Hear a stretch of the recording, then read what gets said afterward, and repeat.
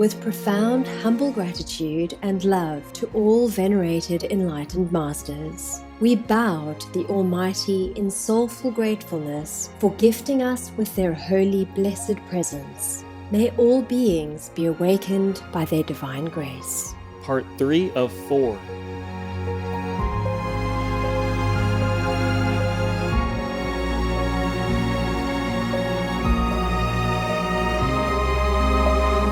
Etc. Our programs offer many languages. Please visit suprememastertv.com/schedule. For everything you have missed, you have gained something else. And for everything you gain, you lose something. Please continue watching for the insightful writings of American philosopher Ralph Waldo Emerson, vegetarian.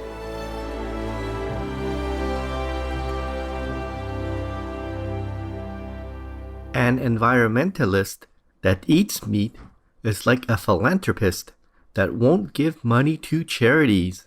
Howard Lyman, vegan.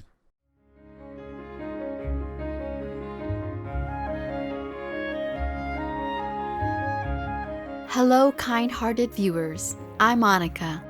The friendly people of the United States hope you always connect with heaven's blessings.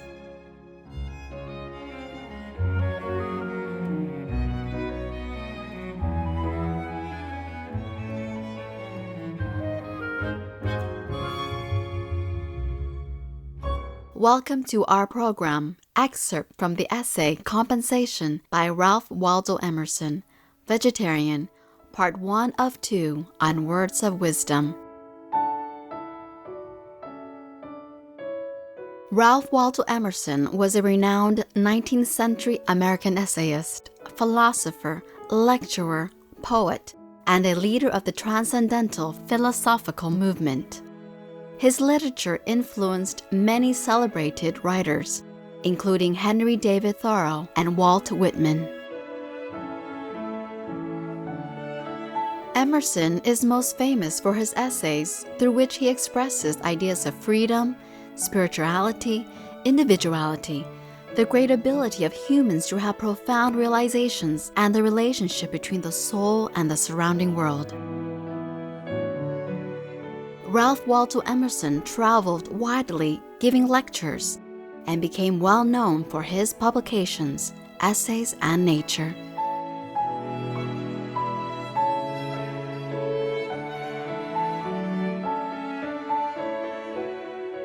Today, we will read a selection from Ralph Waldo Emerson's essays, first series, Essay 3, entitled Compensation, in which the philosopher talks about how a person is compensated similarly for that which they have contributed. Compensation. Polarity, or action and reaction, we meet in every part of nature, in darkness and light, in heat and cold, in the ebb and flow of waters, in male and female, in the inspiration and expiration of plants and animals, in the centrifugal and centripetal gravity, in electricity, galvanism, and chemical affinity.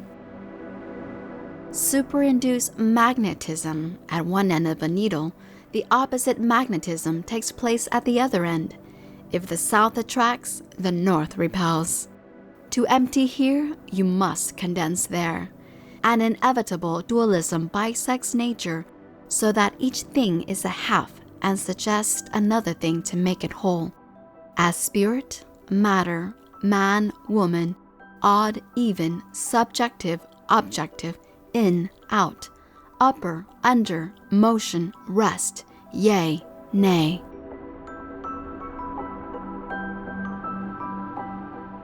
Whilst the world is thus dual, so is every one of its parts. The entire system of things gets represented in every particle. There is somewhat that resembles the ebb and flow of the sea, day and night, man and woman, in a single needle of the pine, in a kernel of corn, in each individual of every animal tribe. The reaction so grand in the elements is repeated within these small boundaries. For example, in the animal kingdom, the physiologist has observed that no creatures are favorites, but a certain compensation balances every gift and every defect. A surplusage given to one part is paid out of a reduction from another part of the same creature. If the head and neck are enlarged, the trunk and extremities are cut short. The same dualism underlies the nature and condition of man. Every excess causes a defect, every defect an excess. Every sweet hath its sour, every evil its good. Every faculty which is a receiver of pleasure has an equal penalty put on its abuse. It is to answer for its moderation with its life. For every grain of wit there is a grain of folly. For everything you have missed, you have gained something else, and for everything you gain, you lose something. If riches increase, they are increased that use them. If the gatherer gathers too much, nature takes out of the man what she puts into his chest, swells the estate, but kills the owner. Nature hates monopolies and exceptions. The waves of the sea do not more speedily seek a level from their loftiest tossing than the varieties of conditions tend to equalize themselves. There is always some leveling circumstance that puts down the overbearing, the strong, the rich, the fortunate, substantially on the same ground with all others. The farmer imagines power and place are fine things, but the president has paid dear for his White House. It has commonly cost him all his peace and the best of his many attributes. To preserve for a short time so conspicuous an appearance before the world, he is content to eat dust before the real masters who stand erect behind the throne. Or do men desire the more substantial and permanent grandeur of genius? Neither has this an immunity.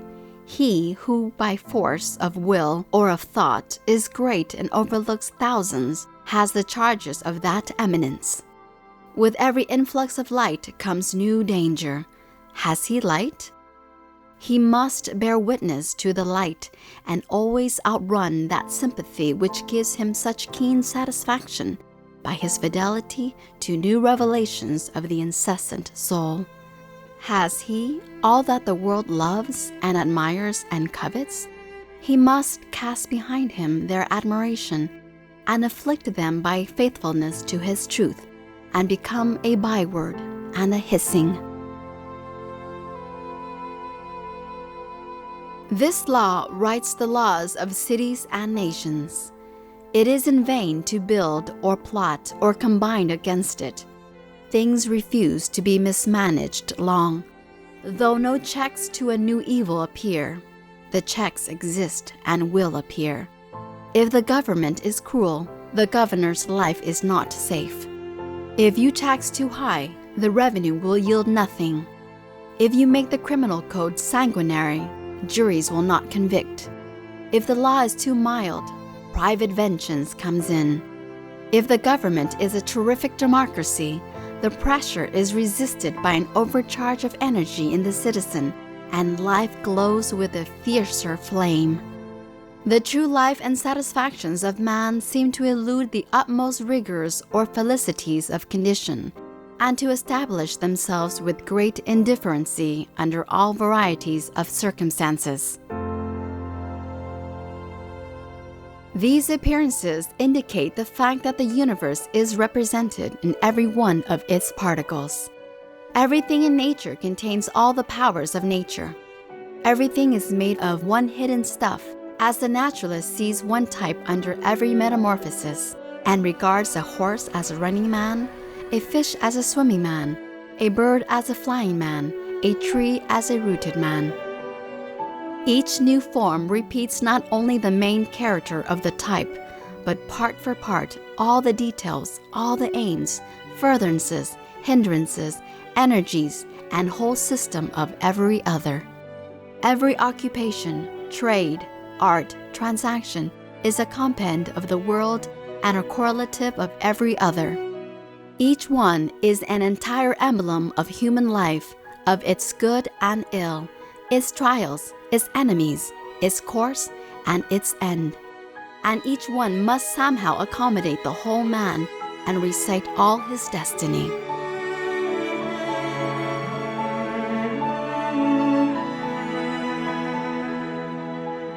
No to vegan, 'cause it's the planet that hurts, not you.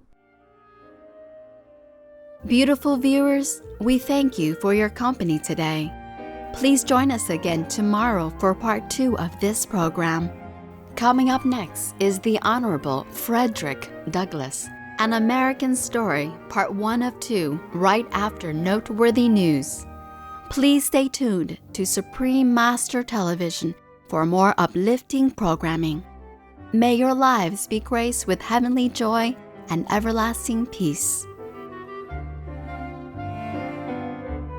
Our programs offer many languages. Please visit suprememastertv.com/schedule and suprememastertv.com/WOW.